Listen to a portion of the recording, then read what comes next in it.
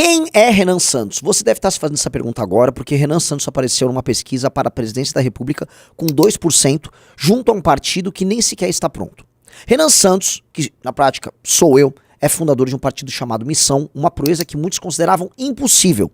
E aí muita gente está curiosa, como pode um rapaz, liderança de um grupo de direita que não é bolsonarista, ter conseguido montar o partido e aparecendo do nada nas pesquisas, sendo que quase ninguém conhece ele?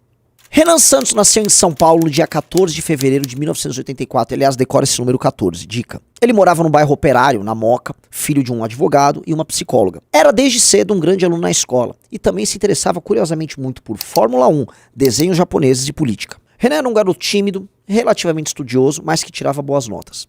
Com base nisso, conseguiu passar na faculdade de Direito mais difícil do Brasil, na Faculdade de Direito da USP. Lá ele desenvolveu o gosto pela política, a vontade de alterar a realidade ao redor dele e a criar grupos. Sim, já naquela época, com coisa de 20 anos, Renan fundou seu primeiro partido político. E uma curiosidade, ele organizava eventos um tanto quanto estranhos, a ponto de levar o Henri Cristo. É isso mesmo que você está vendo, o Henri Cristo na faculdade para fazer uma palestra. Antes de tudo boa noite aqui pro pessoal. A gente queria agradecer ao pessoal que contribuiu com a rifa, que ajudou a trazer o Henri Cristo. Foi nessa época que Renan tomou inclusive um golpe dos seus colegas no partido que fundou na faculdade. Olha só como a política é cruel. Ele abandonou a faculdade e foi trabalhar junto com seu pai e um grupo de empresários, reconstruindo empresas que estavam indo à falência, no momento que o governo Lula dizia que o Brasil estava às mil maravilhas. Muitos até hoje pesquisam processos envolvendo as empresas que a gente tocava naquela época. Processos que não eram nossos e eram oriundos justamente dos seus sócios antigos, que faliram. A gente levantava a empresa, salvava os empregos das pessoas e tentava manter aquele sonho de pé. Algumas davam certo, algumas não. Mas essa é justamente uma profissão de risco e de trabalho muito duro que ensinou bastante esse cara a se tornar uma pessoa que tinha uma grande capacidade de lidar com pressão. Lidar com pressão de sindicato, lidar com pressão de imprensa e até a pressão moral de conseguir no final do mês obter os recursos para pagar os salários dos fornecedores. Mas eis que chega o governo da Dilma e o que era o sonho do Brasil decolando do Lula se torna um pesadelo. A nova matriz econômica falha, as empresas brasileiras quebram, inclusive as metalúrgicas com qual o Renan trabalhava começam a ter um desempenho ruim. Não apenas os empregos começam a desaparecer, as pessoas saem das fábricas para as ruas e o Brasil é tomado por grandes manifestações em 2013. E adivinha onde estava esse cara? Nessa mesma época, aos seus 29 anos de idade, esse mesmo Renan descobre uma face muito oculta e muito ruim desse país chamado Brasil. O achaque policial. Policiais tentaram colocar droga na empresa do seu pai, justamente para incriminá-lo e suborná-lo. A questão é que Renan naquele momento disse não, ele deu um basta, e colocando sua própria vida em risco, e até a vida dos seus familiares, ele resolve tomar uma decisão que poucos tomam, ir para cima dos policiais criminosos. Renan não apenas participa de uma operação junto com o Ministério Público e Corregedoria da Polícia, mas ele prende os policiais corruptos, arranca sua carteira funcional e decide mudar sua vida de uma vez por todas. Iria se dedicar agora não mais às empresas, mas a uma missão muito estranha de tornar esse país muito ingrato com todos nós, um lugar um pouco melhor para se viver. Nessa mesma época, esse Renan, que sou eu, recebe uma medalha, um prêmio do Ministério Público por conta da sua colaboração nesse período. O que dá o tom também de uma parceria estranha que viria nos anos seguintes. Renan funda um movimento chamado Movimento Brasil Livre, junto com alguns dos seus melhores amigos. Esse movimento inicia as maiores manifestações da história do Brasil.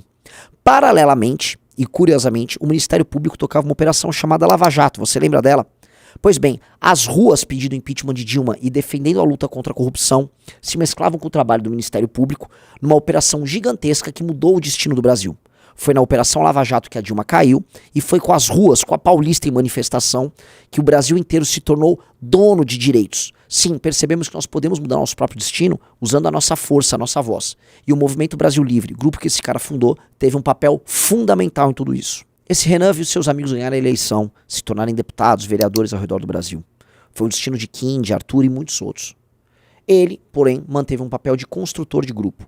Articulava suas peças, montava redes sociais, administrava o orçamento que à época era pequenininho do Movimento Brasil Livre. E também era o maior alvo das críticas. A imprensa o atacava, matérias estranhas e mentirosas surgiam. Tentaram, inclusive, incriminá-lo, já com Bolsonaro no poder, por fazer críticas ao governo Bolsonaro. Era a lógica da direita do momento. Se você está com Bolsonaro, você pode tudo. Se você não está, você tem que ir para a cadeia. Mesmo tendo toda a sua vida exposta, sua família humilhada e devassada, esse cara resolveu continuar. Ele acreditava em algo meio estranho. Ele achava que dava para ser de direita, enfrentar o petismo e desenhar um Brasil muito duro com criminosos, sem precisar necessariamente se ajoelhar para o político famoso em questão. Na verdade, ele achava que tinha meter a porrada, falar a real sobre esse tipo de político. Renan, assim como seus amigos, não acreditava em Bolsonaro.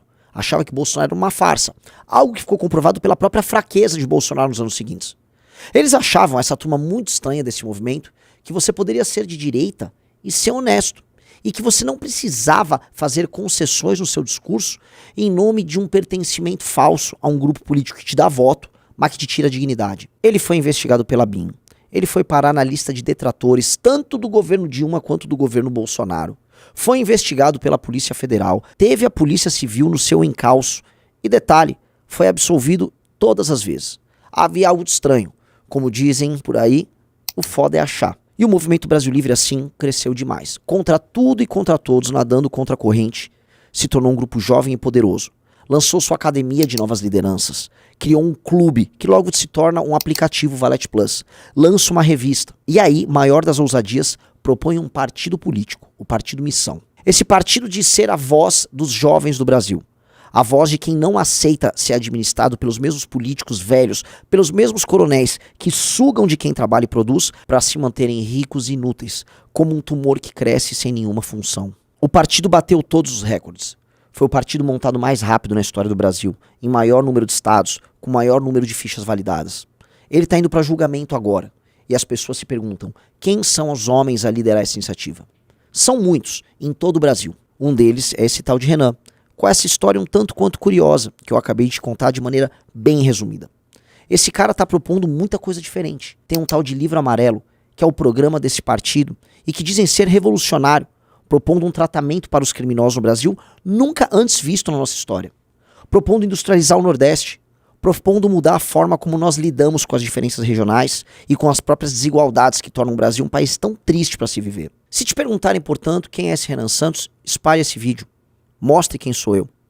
Eu sou um cara comum que tem alguns desejos excepcionais sobre o nosso futuro. Se te disserem que esse cara é um vilão, ou como muitos dizem por aí, um anjo da morte, um cara que quer vingar e trazer sangue para as ruas das favelas, lembre-se que eu quero apenas prender e matar as lideranças do crime organizado no Brasil. De maneira séria e correta, como qualquer país sério faz com aquelas ameaças terroristas que tiram a vida de brasileiros de bem. Não devemos aceitar o nosso destino da maneira como está. Se você quer uma guerra para sua geração e não um discurso bonitinho sobre paz, eu tô aqui te convocando. Não vai ser fácil, não vai ser bacana e nem vai ser bonito. Mas no mínimo daqui 40 anos você vai poder olhar para o passado e falar, eu me orgulho do que eu fiz. E eu tive ao lado das pessoas certas em todas as guerras certas. Não fuja do seu próprio destino. Toda vez que eu fugi do meu, eu errei. Dessa vez eu tô aceitando. Espero que você aceite esse caminho.